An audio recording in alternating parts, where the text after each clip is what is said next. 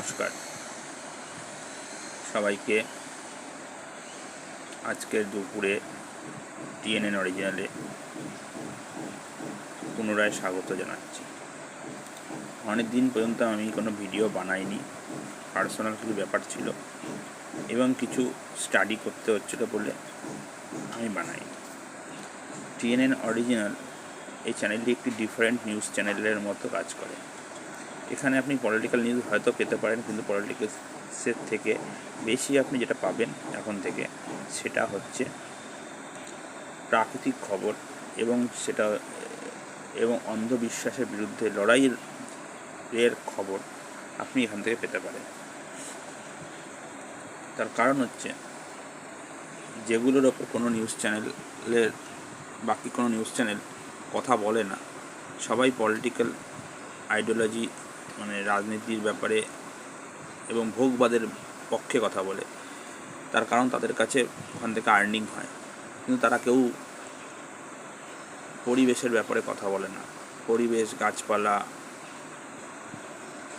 Lifestyle, জীবন মানে খাদ্য, lifestyle, food এবং লাইফস্টাইল, তারপর হচ্ছে এগুলো সম্বন্ধে কেউ কথা বলে না।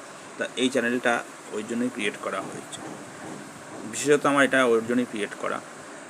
তো মাঝখানে আমি রাজনীতির সঙ্গে জড়িয়ে পড়েছিলাম বলে রাজনৈতিক কিছু খবর এখানে দিচ্ছিলাম, কিন্তু এখন রাজনৈতিক খবরটা অতটা আপনারা পাবেন না।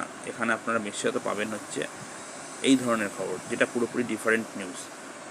তার কারণ হচ্ছে ডিফারেন্ট নিউজ এই জন্য, কারণ এই ধরনের খবর পরিচালন করার জন্য কোনো চ্যানেল ইউটিউবে বা ইনস্টাগ্রামে বা ফেসবুকে কোথাও নেই, আর থাকলেও সেটা খুবই কম পরিমাণে।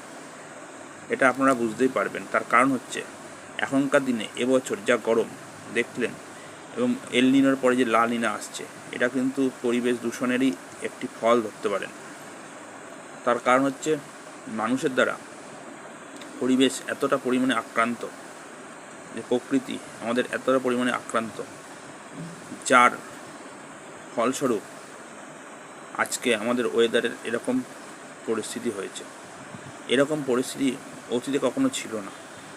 আপনারা এটাও দেখেছেন, করোনার সময় যখন গাড়ি ঘোড়া কলকারখানা বন্ধ ছিল, পরিবেশ কিন্তু অনেক স্বচ্ছ ছিল। এটা এবছর হঠাৎ করে কি হলো যে এত গরম বেড়ে গেল, এটা ভাববার বিষয়।